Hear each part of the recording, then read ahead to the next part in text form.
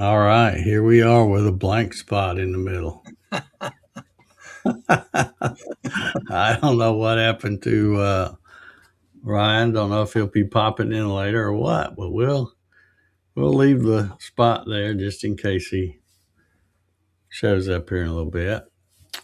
Hope everybody's doing well. Uh, it's not super cold right now, but they're talking about we're supposed to get some kind of a potential winter storm with they don't even know what it's going to do. The snow, rain, freezing rain, sleet. They don't even know what it's going to do, but they keep on trying to get everybody to clean out the grocery stores with milk and bread and toilet paper and all that stuff. But I'm thinking I'm far enough south, south of I-20 that I just think I'm going to get wet, but could be wrong. I don't know. But anyway, Mr. Corliss, how are you doing up there in in frigid in in Michigan? frigid Michigan. It's supposed Friday. The high on Friday here is supposed to be 3 degrees, and the overnight low Friday night into Saturday is supposed to be 10 below. Ooh, man. So I don't plan on going out tomorrow, Friday, or Saturday. I plan on just snuggling in the house and Yeah, not yeah, doing anything. yeah. Yeah, That sounds like a good plan. It's just, of course, you know me. I don't go anywhere anyway. I did venture out today. Me and the bear went for a ride in the truck, and I went to Tractor Supply to load up on dog food. Went ahead and bought some more bird stuff. I usually put some bird stuff in the feeder. That mix of sunflower seeds and all that kind of stuff. And I hadn't had any of that in a long time, so I got some of that. And that's pretty much it. And I might, I keep waiting to see how much they change the forecast. Um, but I might go to the grocery store tomorrow to pick up a few things just in case if it looks like when I watch the weather report tomorrow, um, you know what it looks like. So they're so bad. I mean, I guess they want to make sure that they. Well, I guess if they get it wrong, they want to be erring on the side of caution. I guess yeah, uh, they just don't want to get where they say, yeah, it's not going to do nothing. Then we get a big ice storm or something because that kind of stuff has happened before many years ago. But now they're pretty much just the opposite. It's gloom and doom, and then you don't get anything. Um, but they were talking, you know, all the way down uh, to like Macon or Griffin and stuff like that, which is south of me, and now they're saying, well, it might do something south of I-20, which I'm well south of I-20. Um, Interstate 20 runs just about right down the middle of Atlanta from east to west. So we'll see. We'll see what Joanne says in the morning. That's the meteorologist I usually watch. I did want to ask you what you thought of that game Monday night. Um, it was a good game. I was a little bit disappointed. Uh, I mean, I had no dog in the hunt. Everybody knows I'm an Alabama fan, and they weren't in it, so I really didn't care. But I'm also an old Hoosier, born and raised uh, there in Indiana. So, and they have been. Well, I didn't realize it until the more they kept winning and got closer to the playoff game or championship game. They kept saying that up until recently, they were the worst football team. Period. You know, They were the Detroit Lions of college football. exactly. And I knew they sucked every year, but I never knew they were that bad. And I guess now they've moved up. They're like the second worst because they've won really well. They're like 27-2, I think, the last two years. And I'm, of course, what, 15 or 16-0 this year. Yeah, But I really enjoyed the game. I stayed up and watched every bit of it. But I was really kind of disappointed because, man, they looked like they were trying to take out the quarterback. it did. That one hit right in the kisser.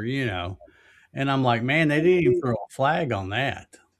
And if that wasn't, what do they call it? Not It was targeting. targeting. Yeah, that's the word Yeah, I was trying to use. But and then there was a couple of other ones that were pretty rough too. But yeah, so a little disappointed in that. But I tell you what, of course, living here in Georgia, you hear Georgia Bulldog this, Georgia Bulldog that all the time. And of course, that Carson Beck used to play for Georgia, and I never liked him when he played for Georgia. But the guy, he's been going to school for like 6 years. yeah. He hadn't even been going to classes in 2 years. He graduated 2 years ago. So, and I can't really blame him. It's college football. They've screwed it up with all that NIL money and stuff. But it was so satisfying to see him throw that interception on the last play of the game. I'm like, oh, that made staying up to watch this worth it right there. Because I'm never a big fan of his. And like I said, he graduated from Georgia and was still. I don't know how they do that eligibility stuff, but Yeah. hadn't been to a class in 2 years, and he's down there spending his NIL money on a Lamborghini and all this kind of stuff. So I don't know. It's I'm just glad that Indiana won. I think that was pretty cool. It'll make a good movie when they get ready to make a movie about that. But Yeah, I thought it was a good game. I thought Indiana was going to win by more than they did, but I thought it was a good game. And that quarterback for Indiana, Mendoza, boy, he can take a hit, man. oh man, can he? He he re- he really took a beating. Yeah, But he's a tough dude, I guess. But yeah, happy to see him win. Like I said, I'm not going to be one of those that, even though I'm from Indiana originally and all that, I haven't been posting the Go Hoosiers and all. I don't like people that get on the bandwagon. Because I'm an Alabama fan, so that's who I root for. And like I said, Indiana's just always sucked at football. They've been great at basketball a lot, but they really suck at uh, at football. yeah. But it was nice to see him finish it off.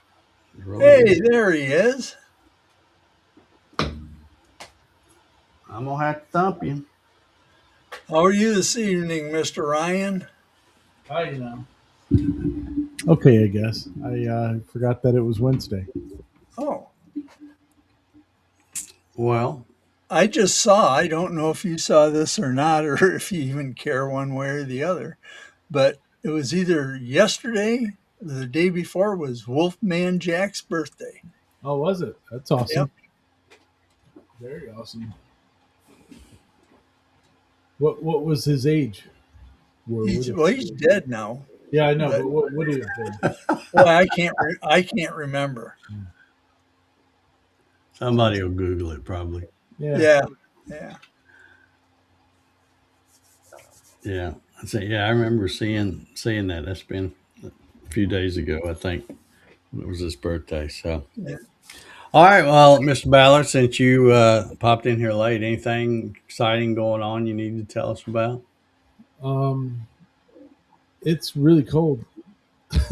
Yeah, It's that's not going to get warmer for a while either. No, no. I was supposed to go finish doing all my Christmas lights like today and tomorrow, and so this morning I went to go pick up the lift that I rent, and it um it was so cold that the diesel fuel gelled, and then they were like trying to, they put stuff in the fuel and all that, and got it running and all.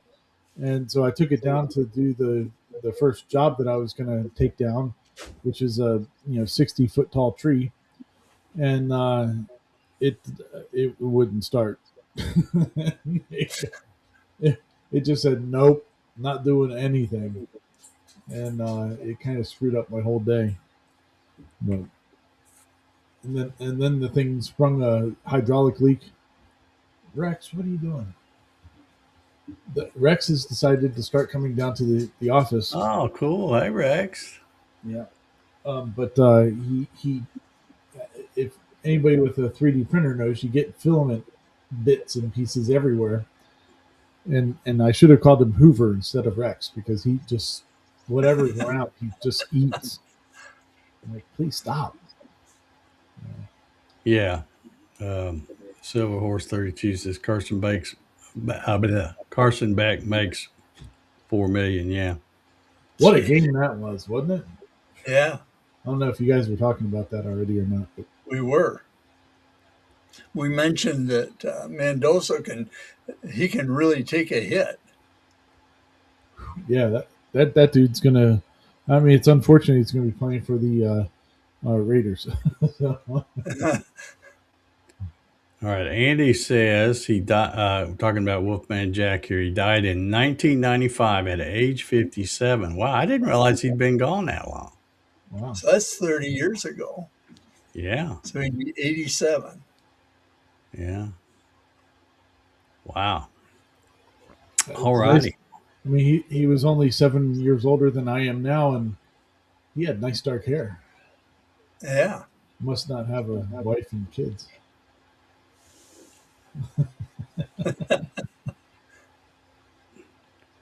All right. We've got a pretty decent little crowd out here tonight. Yeah. Oh, there's Alder's Mr. Custom Dwayne. Crafts is evening gang, taking a break from making flag after flag. Good deal. There you go. Um, John Thompson's in the house. Andy's here. Jerry at 3DHP. Let's see who else we got. Anybody that I saw? Oh, there's Barbara. Hey, Barbara, how you doing? Staying up late watching the Hobby CNC stuff. Larry Galt out there in the house. How you doing, Larry? Hope you're doing well. I hope everything's running good for you out there. Um, yeah, I got something queued up over here. I ran across this on Fake Book, as I call it, but I'm gonna cue it up, and you'll know instantly who it reminded me of.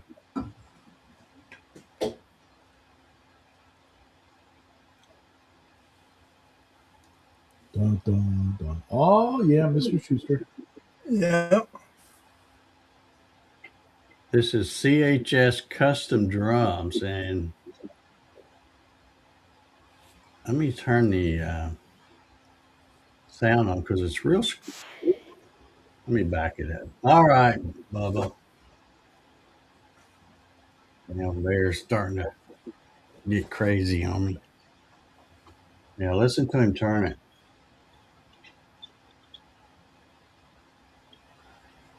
Huh.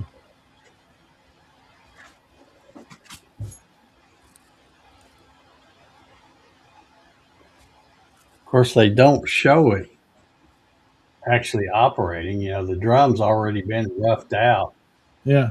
and they don't show that part. But But yeah, I saw that. And of course, immediately thought of our old buddy Rob, and I'm thinking, yeah, they don't have nothing on him. His is much more impressive than that. I It don't looks know how like, much I like that acrylic router holder. yeah, I don't know. It's and see, it don't look like that goes up and down either. It looks like you have to adjust it with the router, either slide it up or down. Yeah, So that looks like a piece of Ender 3 material right yeah, there. 2020. Yeah. So, Huh. Interesting.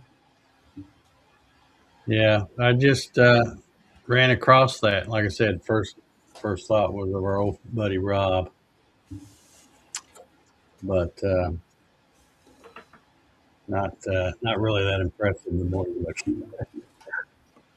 compared to what Rob did. So, My wife is starting to feed my 3D printing obsession. what? My wife, she's on one of those. Somebody, people local do the Amazon pallets and all that stuff. And the one lady, I mean, must do it all the time. Like she has a big building and stuff like that that is just stacked full of anything. It's kind of weird. But she, I guess, posted the other day that she had some 3D printing filament, and so on Amazon it's like $33 or something like this. It's just a total of 1 kilogram, but it's like four different kinds. So Okay. Yeah, that's the small, the little spools, right? yeah, yeah, they're quite a bit smaller than. Yeah. Yeah. I messed up one time. I thought I was getting a really great deal on Amazon and I ordered it. And when the box showed up, there was 8 spools, but it was that Yeah, size. yeah, the little itty bitty ones.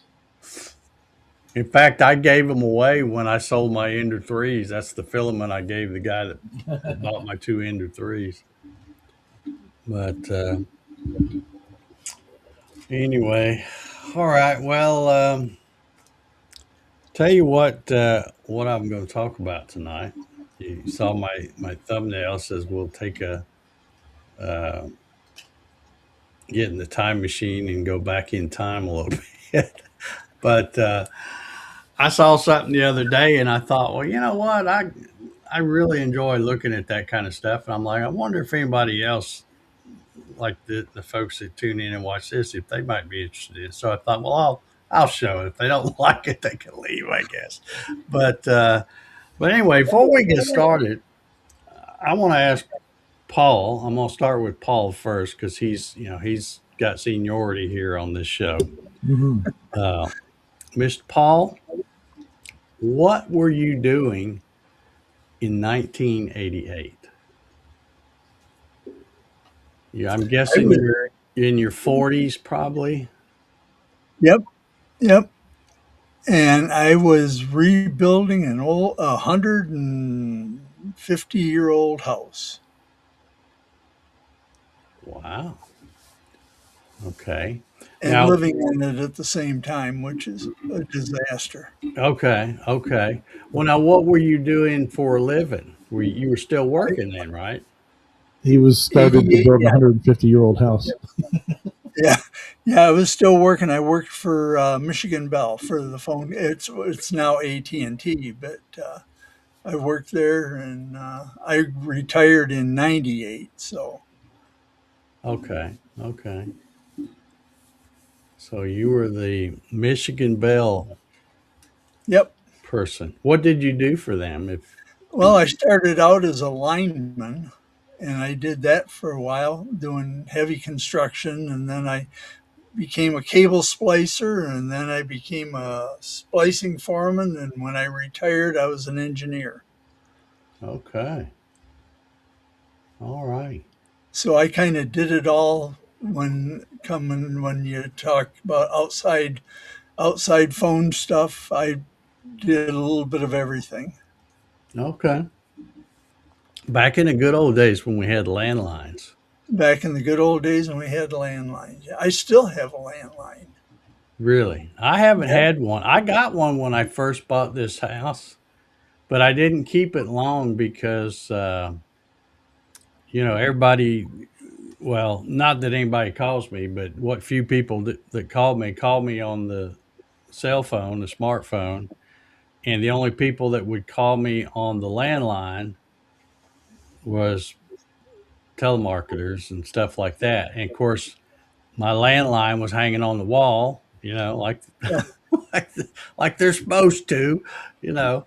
So I'd have to get up to go answer it, and yeah, I thought, well, there ain't no sense in even having this. Nobody nobody calls me on that, so I just did away with it several years ago. Well, I have my landline. In fact, we have two landlines, and one of them is on our fax machine, and the other one I have call forwarded to my cell phone. So we never use the landline, and the only reason we keep it is it's a retirement benefit. And Okay, yeah, I so, got you. yeah, that's that. To tell you the truth, that's the only reason we have a landline. Is Okay, well, yeah, that's- good deal. Um, all right, well, that's interesting. Never had asked you that before. What you did, but that's interesting that you were the phone guy. All right, now moving on to Mr. Ballard. What were you doing in 1988? I was in middle school. What were you, like 13 or something? Yeah, yeah, yeah. Okay. Yep. Turned 13. All right. Well, Playing on dirt bikes and riding bicycles. okay. Uh, Let me read this comment here. Somebody, Andy, saying something about a now talking to AI makes your phone calls no need to a phone. Just any device that has a speaker and a microphone connected to AI. Yeah. Yeah. Oh, now Ken, come on. Kenny's trying to really make us feel old. it's 4 years 40. old. Holy cow. Ken is still wet behind the ears, isn't he? All right. Well, the reason I was asking is I was thinking about something the other day. When you get What were on, you doing? What were you doing in '88? well, I'm fixing to tell you. Oh, okay. Uh, in 1988, I was working for a well-known lighting company. Lithonia Lighting is who it was. I don't know if anybody would recognize. You might see some of their products in Home Depot or Lowe's or something. Um, but they were at one time. I don't think they are now, but at one time they were the number one manufacturer of industrial lighting.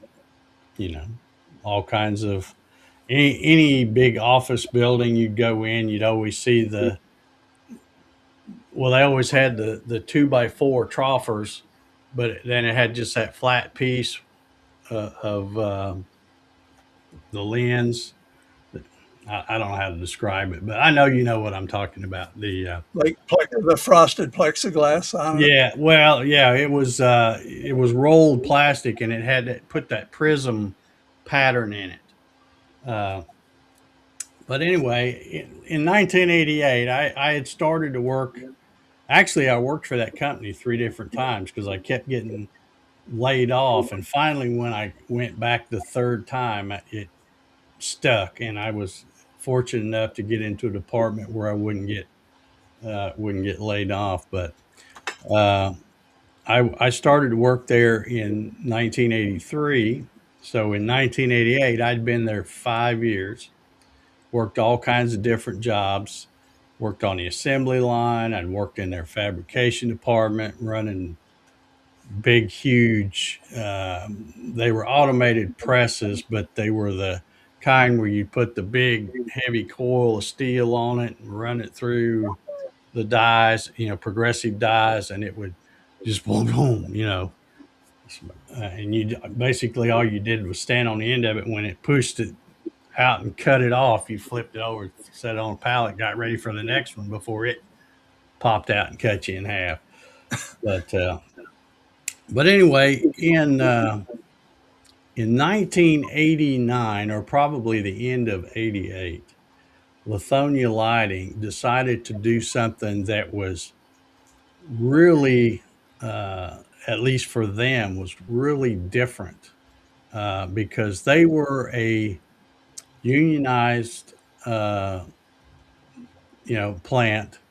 IBEW 613. Um, and so if you've ever worked at a union plant, you know, you know that it's, if you're a forklift driver, that's what you do. You drive the forklift and you don't do nothing else. You know, Yep. if you don't have anything to pick up with that forklift, you're sitting on your butt. That's basically the way a lot of the union shops work. Everything is, that's not my job. My classification is I'm this, so I do this, and I don't do anything else. So that's the way it was there. But in 19, like I said, the end of 1988 and 1989, Lithonia Lighting decided to try something really different, and they were going to buy a very, very, very expensive piece of equipment, and it was called an FMS, and the FMS stands for Flexible Manufacturing System, and it was, the whole setup was about 160 feet long.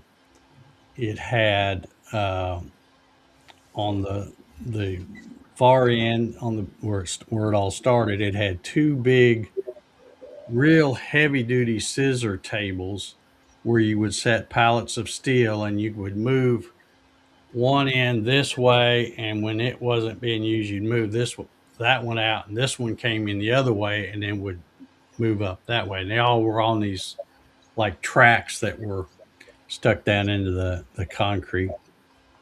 And then it had uh, a piece where when you brought the pallet up, um, well, if it was steel, which most of the stuff, it was real thin gauge, steel that they ran, it would come up against a big heavy magnet. So that would make the sheets kind of separate, because all the sheets were, when they shipped those pallets, there's probably 3 or 4 thousand pounds of steel on one of those pallets. And of course, they're all oily because they don't want them to rust up. So when they pull it up to the pallet, the magnet would help kind of separate the ends of it.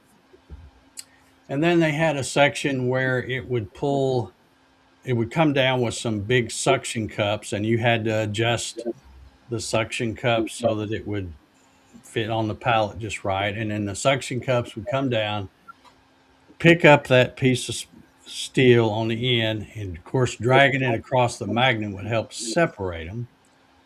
And then it had a little, pincher that once it got the steel raised up off that pallet, this little pincher would come in, and as it grabbed the material, it also had a built-in thickness device. It used proximity switches. So if it closed, it could tell by what you told it in the program that, hey, that's twice as thick as it should be. So there must be two pieces stuck together. So it would let go and back off.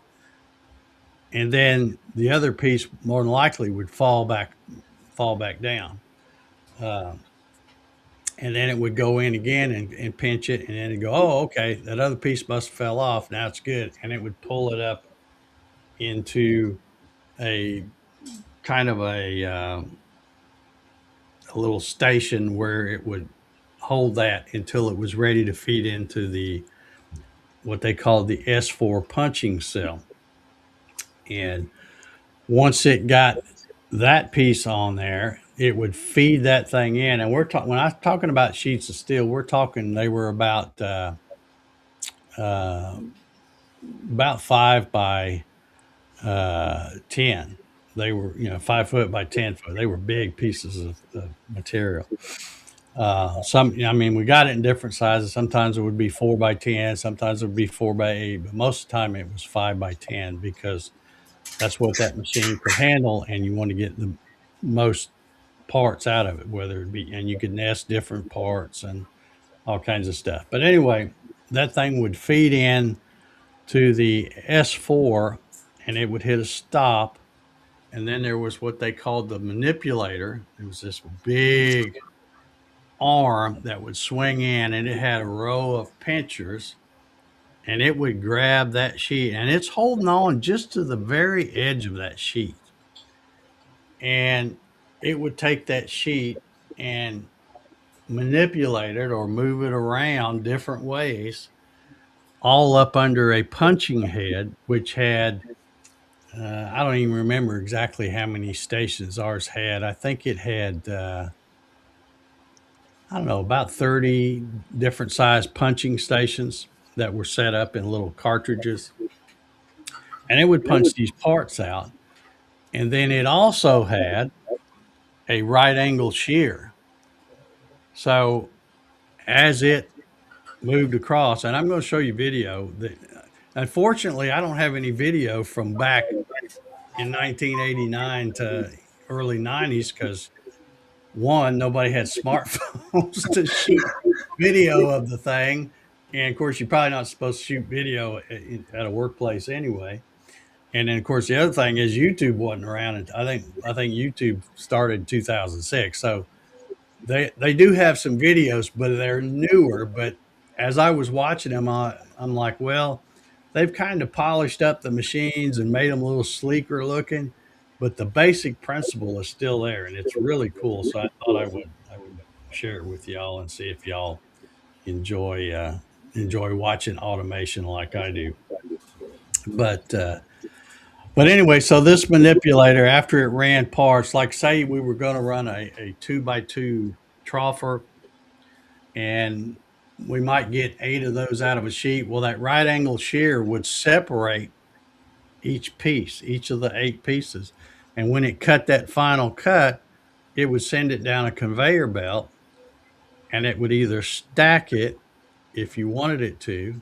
We had 4 stations where we had 4 by 4 pallets on scissor tables. That was all automated, so it would stack that, or it would continue on into the far end. And like I said, this whole thing was 160 feet long. Uh, it would go to the P4 bending cell, which is uh, exactly what it says. It would take these panels and it would bring it in, and a clamp would come down and it would spin it, go in, form it, back out, spin it 180. It was all automated uh, bending. Uh, you know, way different than a press brake, and you'll see when I get a video queued up here to show you. But anyway, the reason I'm talking about all this stuff is that job when Lithonia Lighting got ready to post that job. Like I said, it was completely different than anything they'd ever done before. That machine was a few $1,000,000 back then in 1989 is when I think they bought it in January of '89.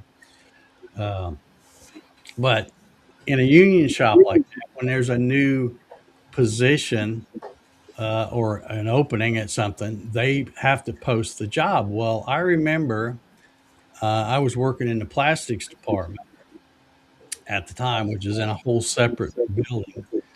And I remember seeing the job being posted, and the job description that they had listed was like, a page and a half long or something. And I'm like, wow, that's some kind of job. No wonder of course they had the hourly pay there. Uh, so I thought, well, that must be why you make some good money because you got to do a whole bunch of stuff. In other words, what they were going to do is instead of having somebody be an operator for this job, you had to learn how to operate it. You had to learn how to program it for the different parts. You had to learn how to do all the maintenance on it. There was no, well, it's broke down. Let me call maintenance because they didn't know shit about it. You know, I say we, the people that were awarded the job, we all learned everything because the company that came to install it, we were like their shadow when they were installing this thing, trying to learn all we could before they got it installed and tested, and then they went back to Italy. The company's from Italy, uh, so it was totally different thing. And I thought, I wanted it because it really sounded interesting to me, but I really kind of had some doubts about myself. I'm thinking, you know what, I'm probably not smart enough to know how to do all that stuff. So I just, I was a little nervous, but I thought, well, what the hell? You don't know until you try. So I'm going to sign up for the job. And you had to go take a test. And it was a lot of people were, when they did the testing room, there were a lot of people, and I'm not just saying this to brag, but there were a lot of people that went in and sat down and started reading through the test and realized they had no clue. They would get up, they would get up and leave, hand the test back to the person doing the test. They're like, sorry, I thought it was going to be a lot easier than this, but they didn't have a clue. But there was all kinds of mechanical aptitude stuff, um, lots of math, and which I'm not good at math, but just all kinds of things because they wanted somebody that would really know how to take this big manufacturing system and make it their own, that would learn everything about it. So I went and I took the test, and I remember thinking, there's no way in hell I'm going to get that job because it was it was a tough test. It really was. And but anyway, they were what they were going to do was they were going to select 6 people. The top 3 people would be what they called the A classification, which they made more money. And then they had another classification that they called the B classification, and that was kind of like a helper. Now they had to still go through the training and stuff like that, but they weren't really expected. They were more of a, I won't say grunt, but you know, they weren't expected to know as much as the people on that were in the A classification. But I remember I remember when they finally posted the results of the test, and they posted who was awarded the job. And I got to tell you, I about shit because I had the highest score of anybody. So I was awarded the A job, and of course, then I was first shift, which, like I said, at the time I'd only been working for this company 5 years, so it's all about seniority. A lot of times, when I was working in the plastics department, I was on third shift, which is graveyard shift. Midnight to 8 o'clock in the morning. Uh, and the only thing worse than that was second shift, which is four in the afternoon to midnight. So uh, I always had to work the grunt hours at stuff like that. But anyway, I like I said, I about died when I found out that I not only got the job, but that I was the top uh, score in in the on the test score.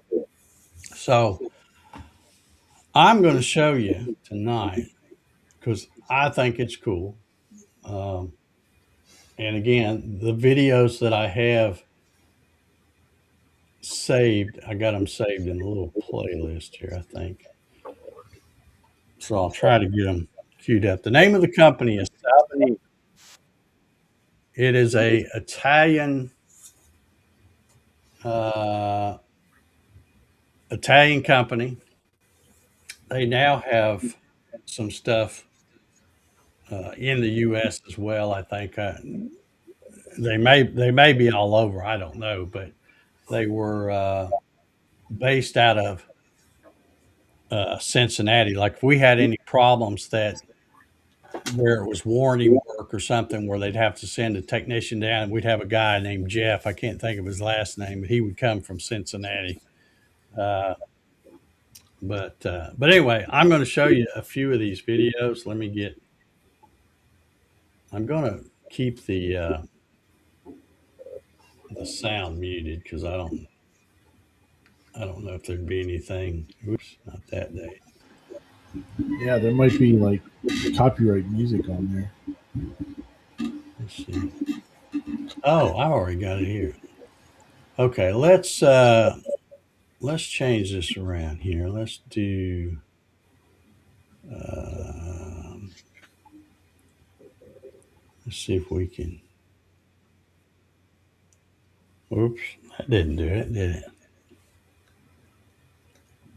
I'm trying to get the. There we go. Is that it? Yep. Okay, so let me. And I hope this thing. This is this first video. I think it's showing the P4 bend. Well, they call it P2, but it's the same kind of thing. You have a manipulator, comes down and clamps it.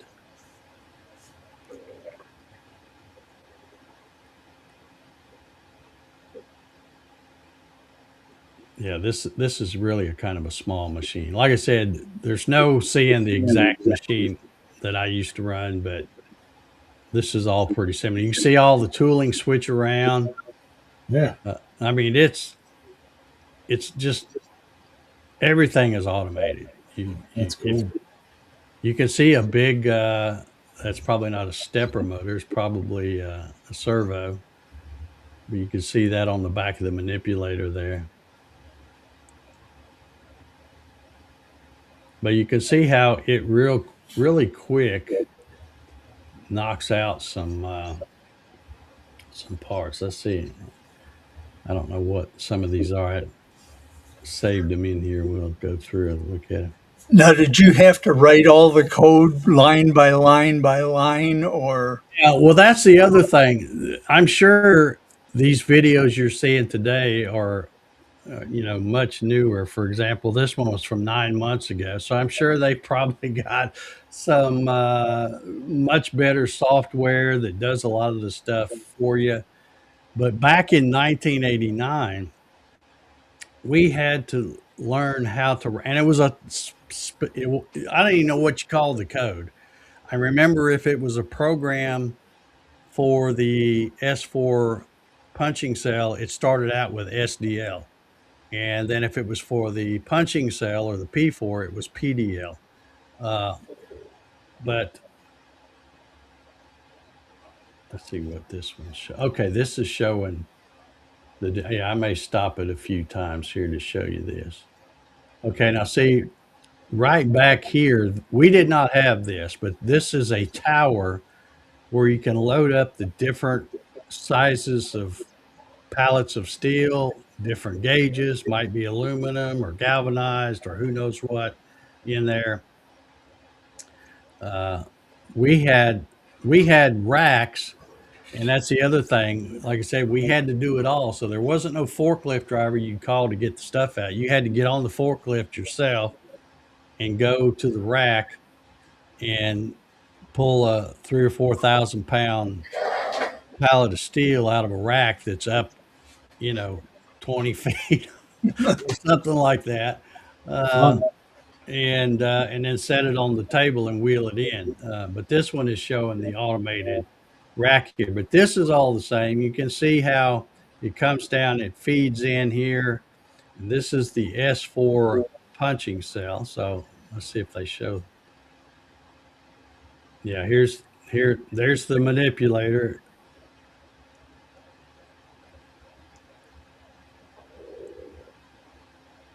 you can't really see it, but up under this thing here, this is where all the punching's going on. And then this is the thing going down there. It's even got a thing where it'll flip it over if it needs to flip it to the other side.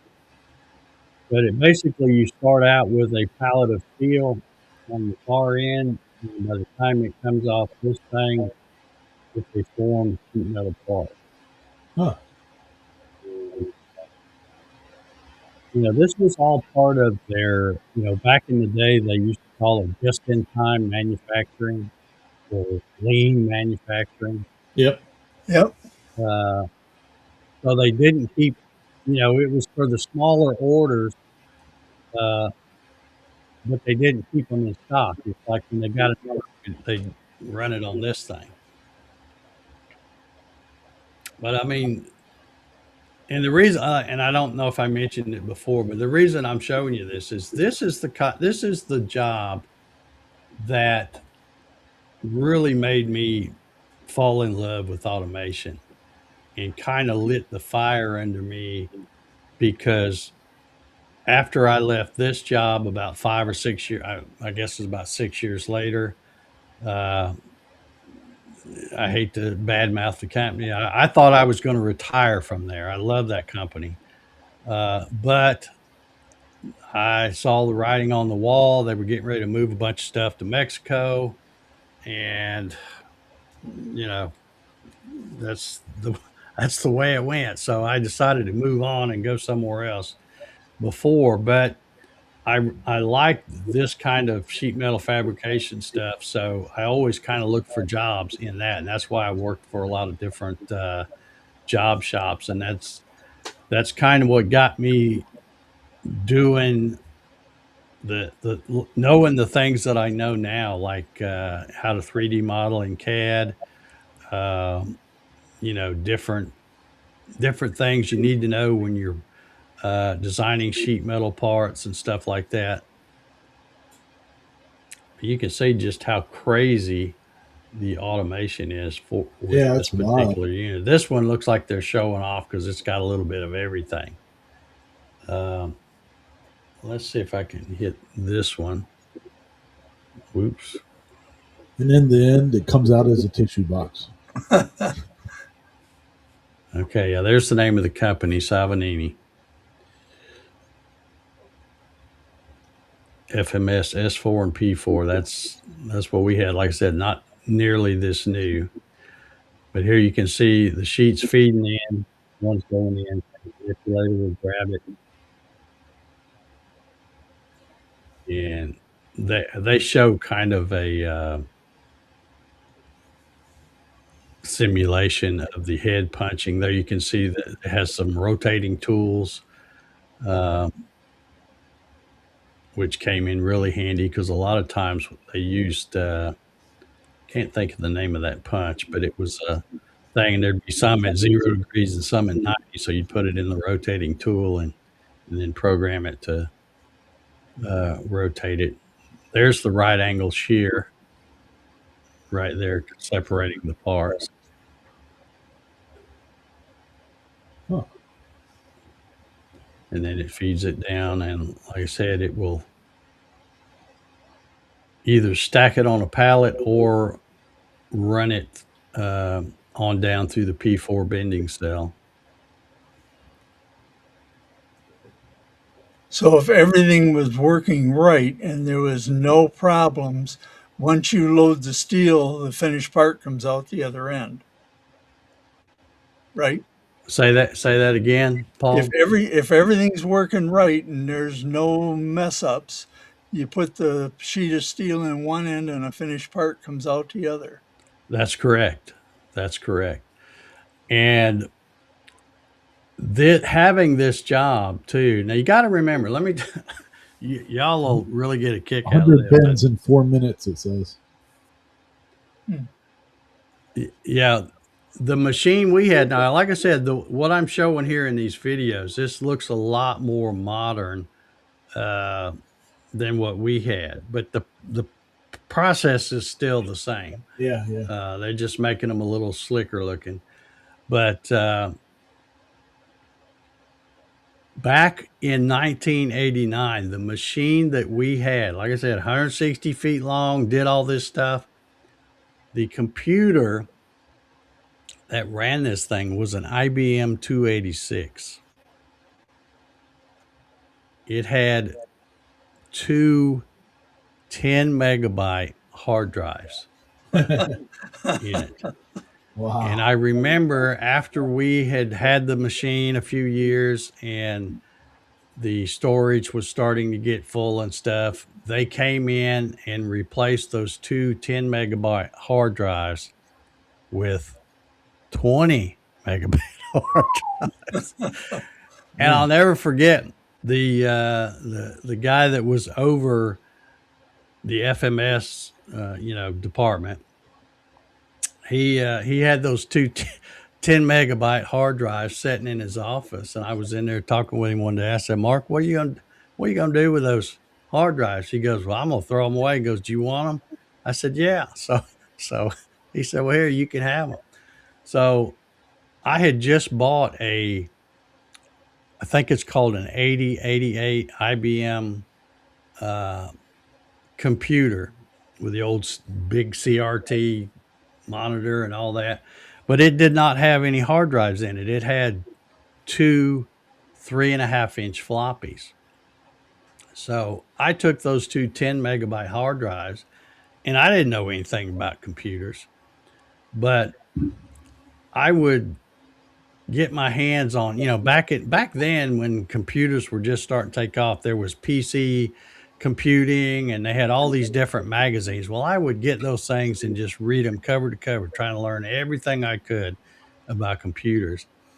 And somehow or another, I got those two 10 megabyte hard drives to work with that old IBM compatible 8088, I think is what it was, or 8808, or I don't remember what the name of it. You know what I'm talking about. And I thought I was shitting in high cotton because I had hard drives in a computer that didn't even come with them. But Yeah, the first computer I had at work was an 8088, and it didn't have a hard drive, and it had two 5 1/4 inch floppy disk drives. yeah, yeah, And every yeah, time you used it, you had to load DOS on it. yeah, yeah, And, yeah. See, this was the same, except that it was probably a little newer than the one you were talking about because, okay, now right here, let me stop it right here just for a sec. No, My grandparents had a Texas Instruments computer at that point. well, I thought I It would saw. I would spend a whole day during the summer trying to copy the code in for a um, oh, it was a slot machine, and then I'd play the slot machine for 5 minutes, and then just be like, "All right, this is it," and I'd turn it off, and All right, I then it would thought all be gone. maybe I didn't go back far enough. Let me go back a little farther. Oh no, I must not have. This video is going really fast because I thought I saw one that looked similar to what I ran back in the day. Because I think okay. Here's 85. Yeah, this is okay. Right here's the picture I was trying. This is kind of the setup. Wow. This is is on now. Ours was green. It wasn't this blue. But back here is where it all started. Like I said, it's 160 feet from back here to back to here. This is the S4 punching cell where the sheets would feed in. The manipulator would grab it, sling it all around. You can see you've got a keyboard and a monitor there, so that would operate this part of it. Then you have the stack. There's one of the stacking tables here. We had actually two of these. Uh, and then you have this part is a staging area for feeding it into the P4, which is all of this is the bending cell. So it would come in, and then this table right here, we had one of these as well.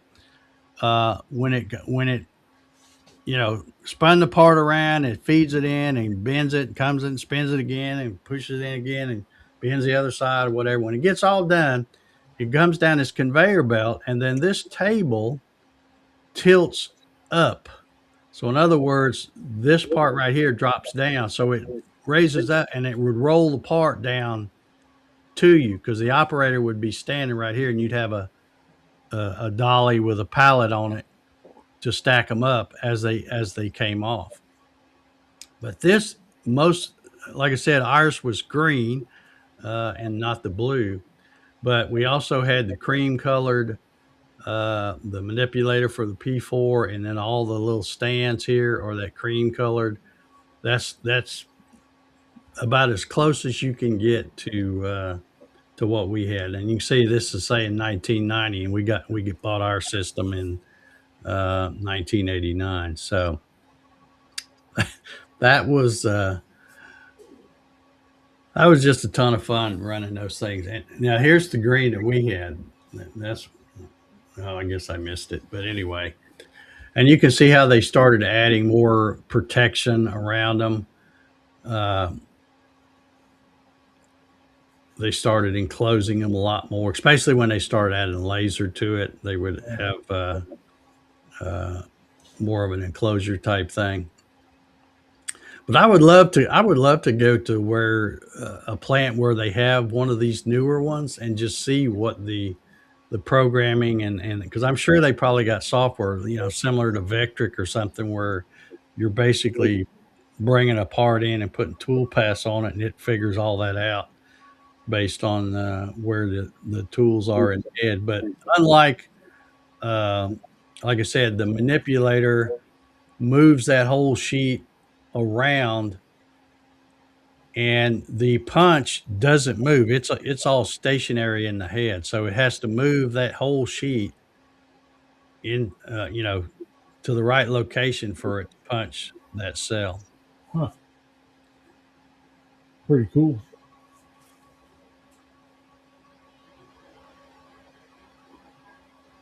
But yeah, you could bend a hem or what they call a safety edge. We would push it in and it would bend it up a little, and then it would push it in some more, and bend it up some more, and then once it got it where it was bent over, the thing would raise up, and you would pull it out, and it would come down and squash it down to make a safety edge or a hem, is what they call it in the sheet metal. But anyway, that was the job that kind of started it all for me. And like I said, I really hated that lithonia lighting kind of went by the wayside. I mean, I think they're still around, but they were sending a bunch of stuff to Monterrey, Mexico, and really gutted that plant. I think at one time in its heyday, there was about 12, 1,300 people worked there. Wow. Um, and there's probably just a skeleton crew of that now, if they're even still around. I guess they are. And they're in Conyers. I haven't been to Conyers in a long time. But anyway, I haven't watched the comments at all. Let's see what we got going on. Jerry says in 1988 he was a produce delivery driver. All right. Uh, Earl says 1988, just in college for computer science. Been in the Marine Corps 31 years young. All right. Started programming in COBOL on a IBM System 36 mainframe. Um, Punch cards. Wow. yeah. Oh yeah. Dwayne says that was state of the art. Yeah, it was for back in the day. That was some pretty cool stuff. And like I said, oh, he's talking about the 10 megabyte disk. Yeah. Uh, and of course, memory and hard drives and all that stuff were just ridiculously expensive I back don't then. even know. I don't. Well, we might have had one computer at my school at that point. Like there, you just didn't have them yet. Yeah. Yeah. But that, like I said, that whole system ran on a IBM 286 back in the day. And I couldn't tell you what it was all a special Italian operating system because it was all specific just to that machine. Um, Huh. but it was a ton of fun. How times have changed, huh? Yeah, yeah. I almost took a job at Lithonia right out of college in '96. Would have been one of half-hour commute through. Right, I'm not sure who that is. Where are you talking about? Going to um, in Conyers, Georgia? I mean, they were called Lithonia Lighting, but they weren't in Lithonia, Georgia. They were in Conyers, Georgia. I'll be right back.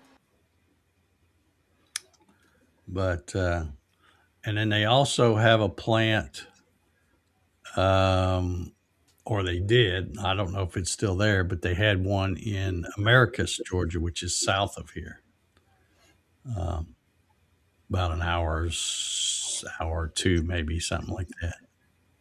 Harry's talking about having a 300 bit Bits per second bit phone, per second cradle phone modem. modem. Well, I remember those. It's Oh yeah, yeah. when they came out with the. I remember when they came out with the 2500 baud. Boy, you thought you died and gone to heaven. Oh yeah, Yes, yeah. they were really Okay, something. yeah. Whoever this is, they say, yeah, Lithonia Lighting lived in Cobb County, though. Okay, yeah, that would have been a pretty good haul, driving through traffic, driving through Atlanta to get there. But yeah, yeah, Lithonia Lighting is the name of the company. I'll have to look them up, see if they're still around. I haven't driven by that old plant in years. And the last time I went by there, I mean, used to the parking lot uh, was always so full, and then they had like there was a railroad that ran right beside it, and right beside the railroad they had like a gravel parking lot. So if you didn't get there early enough to get parked inside the gate, you had to park across the street in the gravel parking lot. They really had more employees than they had parking spots, and so it was first come first serve for the parking. But like I said, it was in their heyday. They were cranking out some light fixtures, doing all kinds of stuff. I'll have to look them up and see if they're even on there now. I guess I could. Let me just Google them right now and see what comes up.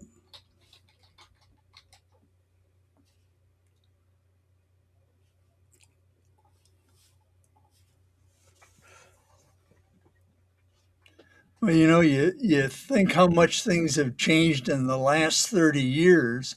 It's hard to imagine what could even happen in the next 30 years. Yeah, You yeah. and I Here's probably, they still have the website. you and I probably won't be here to find out, but Uh, oh, keep hitting the wrong button here.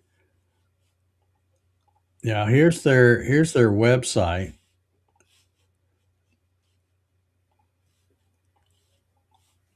and you used to see tractor trailers going down the road all over the United States, and you'd see these with this on the side of them, this Lithonia Lighting with the orange L.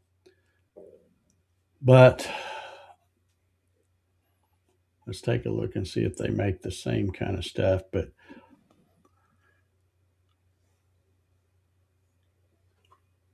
this kind of right here, this of course now everything's LEDs, I'm sure. But they used to make that we called them troffers, a 2x4 troffer. Where you have the drop ceiling with the ceiling tiles, and then you have either a 2x2 or a 2x4 light fixture in there.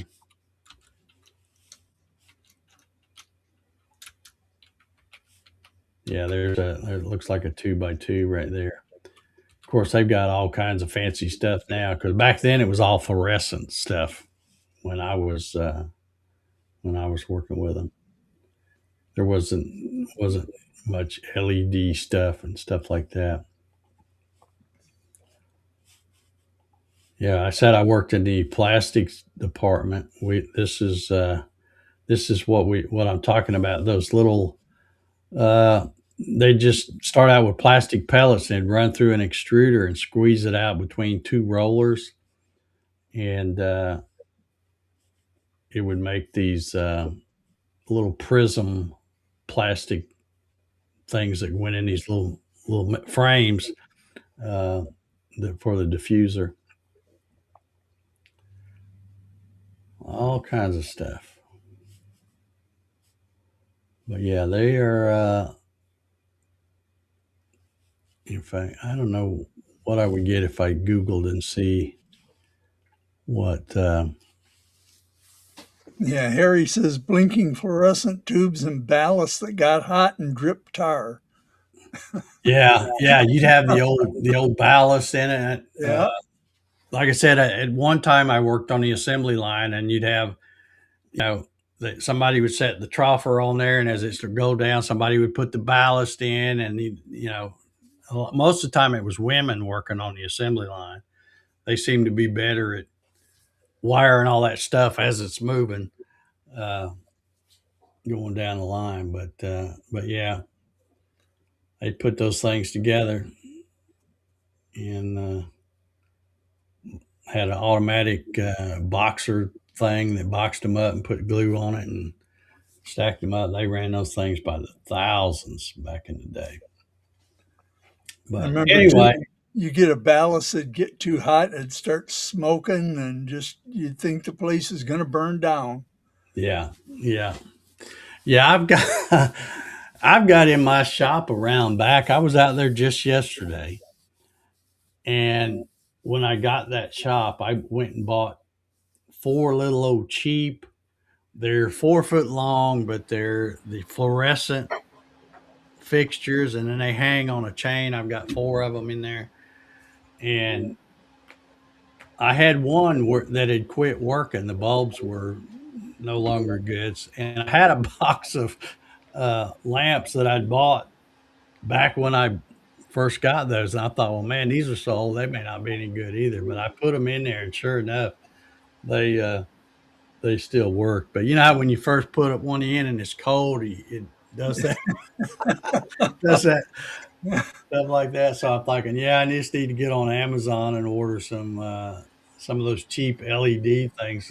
I've got several of those that are 4 foot, and then they got like a little plug on each end of them. So one of them you can plug in the thing that's Daisy got chain them. the AC and the switch, and then the other one you can daisy chain them together and just hook those up. So I'm like, yeah, it's time for me time for me to upgrade those things because they don't work much at all. Some crazy updates in electronics and all that. The blink camera. Yeah. We've had these for a couple of years, and this one's actually from up at my wife's grandparents' house, so that we can keep an eye on it. But they've recently did an update to them, and now it used to just say motion at whatever you named this camera, and uh, the neighbor had called my wife earlier today and was saying, "Hey, there's some black smoke coming out of the chimney. Something's up." So she ran up there, and I met her up there. But it kept on popping up on my phone. There's a person with a brown and black dogs in the parlor. There's somebody talking on a cell phone, in the kitchen. It was really wild, like how detailed it is. And the only thing I'm thinking to myself is, well, the next time my wife goes away and I need to bring home a Facebook Marketplace find, I need to make sure I turn off the camera to the shop. Yeah. uh, Yeah, nowadays all the lights seem to come from our friends in China. Yeah. Yeah, yeah. Hey, but Most everything comes from there, seems like. Here he says, they're saying that you won't lose your job to AI. You'll lose your job to a kid that knows how to use AI. Very Yeah, true. that's probably right. That's probably right. Uh, all electronics work on magic smoke. If you let the magic smoke out, it doesn't work anymore. Yeah, that's been true for years, isn't it? It's definitely true with Oh, CNC stuff. these are double A. I thought these were these button batteries. All right. Well, I hope you folks that hung around tonight enjoyed my little trip down memory lane. yeah, that was Uh, interesting.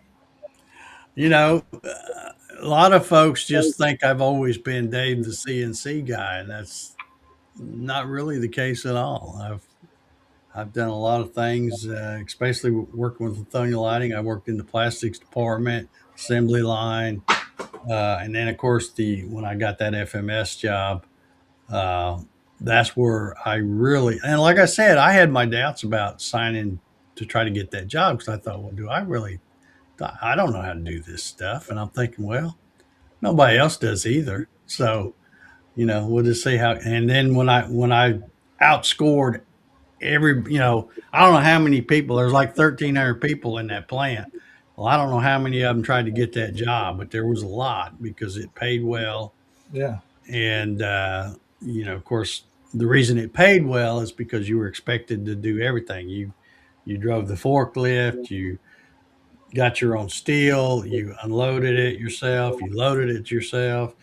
If an O-ring bust and you had an oil leak, you had to grab the wrenches and climb up in that thing and take off, take the valves off and replace the O-ring and all that kind of. That's how I learned how to do a lot of the stuff I know how to do today. So if you needed I to don't use want your to do it fingers, you today, would. but I sure did learn a lot working for that company, and I'm really grateful for the 11 years I spent with them, especially the last 5 or 6 running that FMS. It really kind of guided me into the kind of stuff I do now. So, Yeah. all righty, I guess we'll wrap this up. We've been going an hour and 20 minutes almost. So, um, Did before you go, did you see the CNC Labs video that they put out today?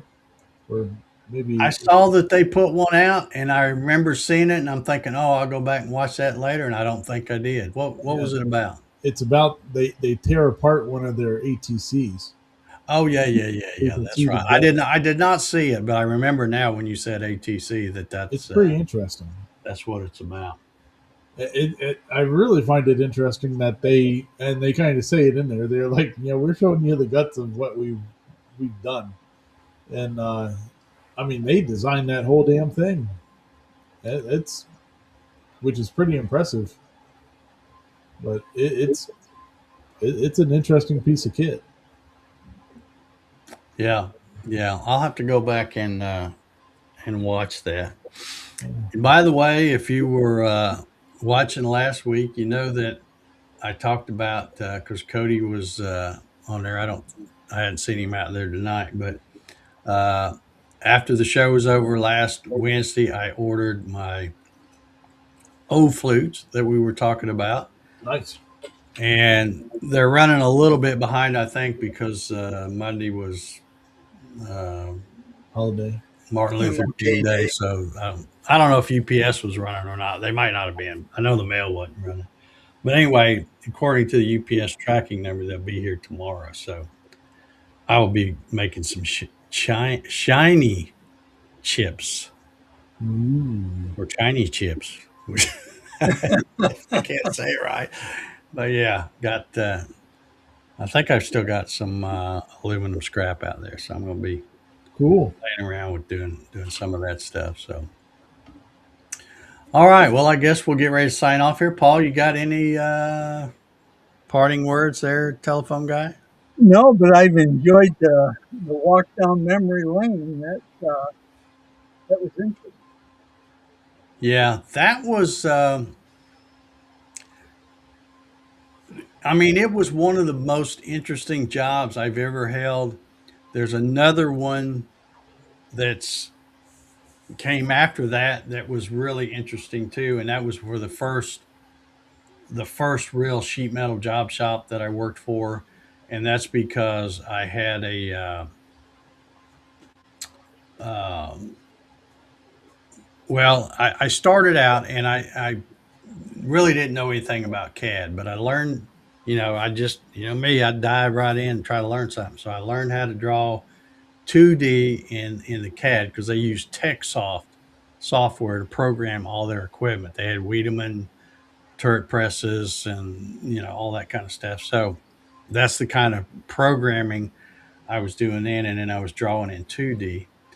But some of the basic uh, CAD skills, or when you first try to learn CAD, like if you don't know anything about CAD, I mean zero, and you go get Tinkercad or FreeCAD or Fusion 360 or Design Spark Mechanical, any of that stuff, you don't know squat, what you will do is you will learn a lot of bad habits. Not on purpose. It's just you don't know any different. You start doing something a certain way, and Yeah. then you find out later on when you somebody else that knows what they're doing go, oh well, you could do it like this, and it's a whole lot quicker. And then you think, oh, I've been doing it a stupid way all the time. Uh, well, when I worked at another place, I started there in '94. I was very fortunate because I had an older gentleman that showed me the very basic things about CAD. And they still hold true today. I still use them every day. And I'm thinking, man, of all the people I could have got, I'm glad I got this guy to show me. He was a real, um, I hate to say brainiac, but he was a really smart guy.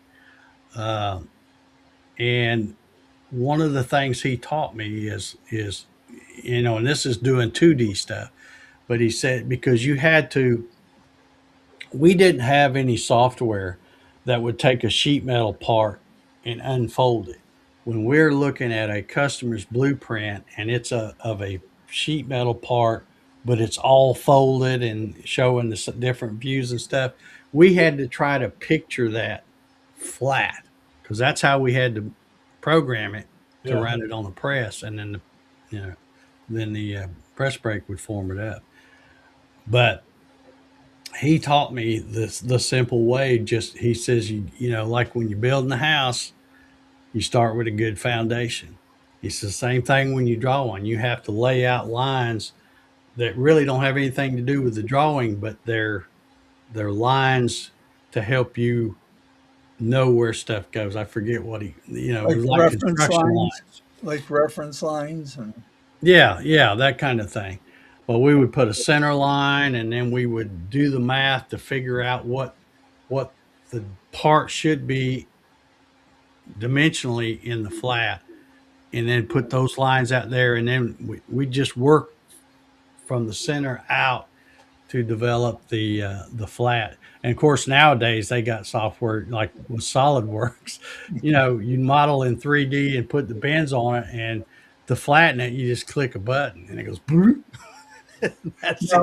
now, Puts now the lines on it for you and everything. So when you program in CAD, do you use the menus or do you use hotkeys?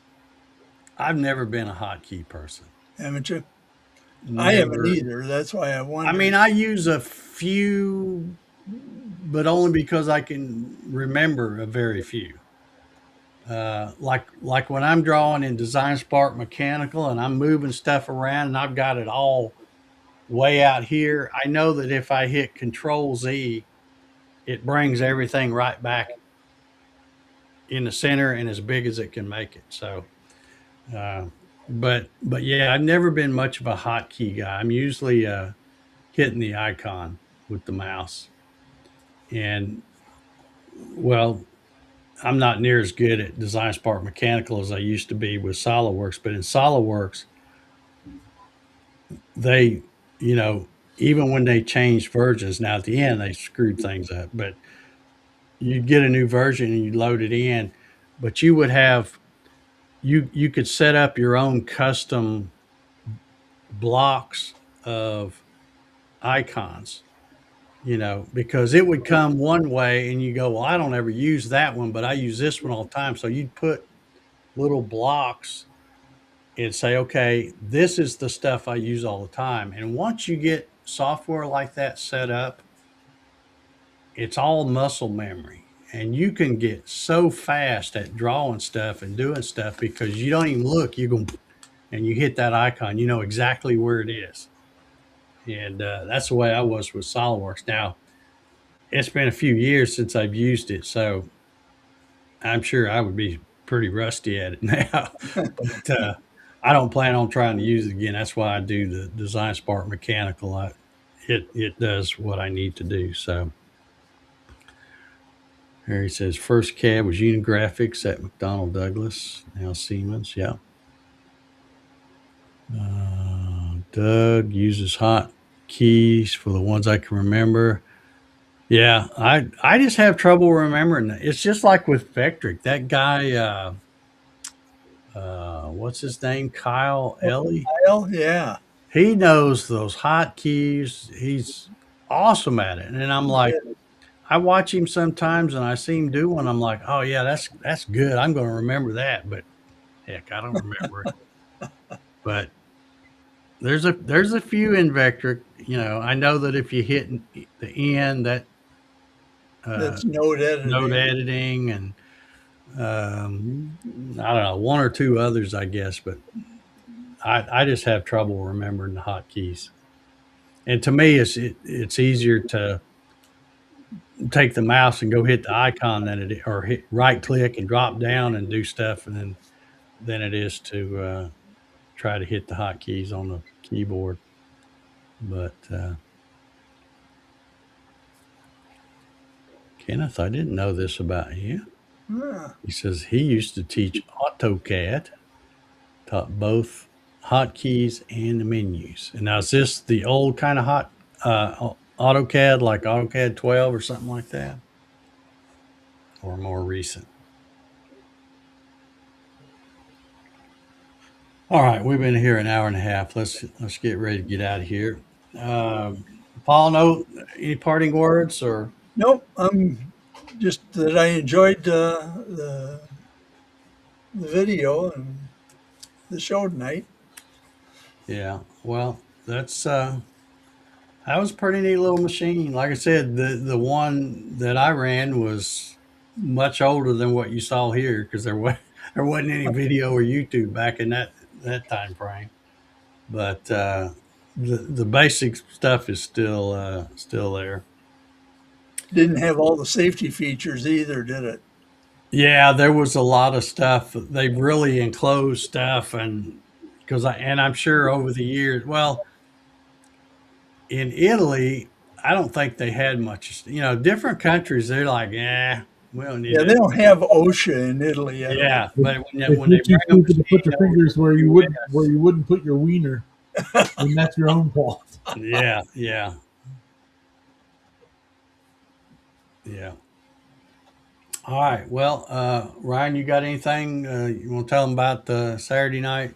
Oh yeah, yeah. Saturday night, come and hang out with us on making it up as we go. We're going to talk about latest videos and stuff that came out this week, and including that one from CNC Labs. Okay. Well, I'll be sure and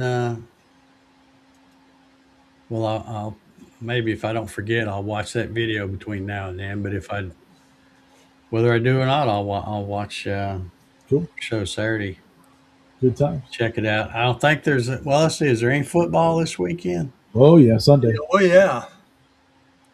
There's not Saturday night though, right? No, Saturdays are done. Okay. Yeah.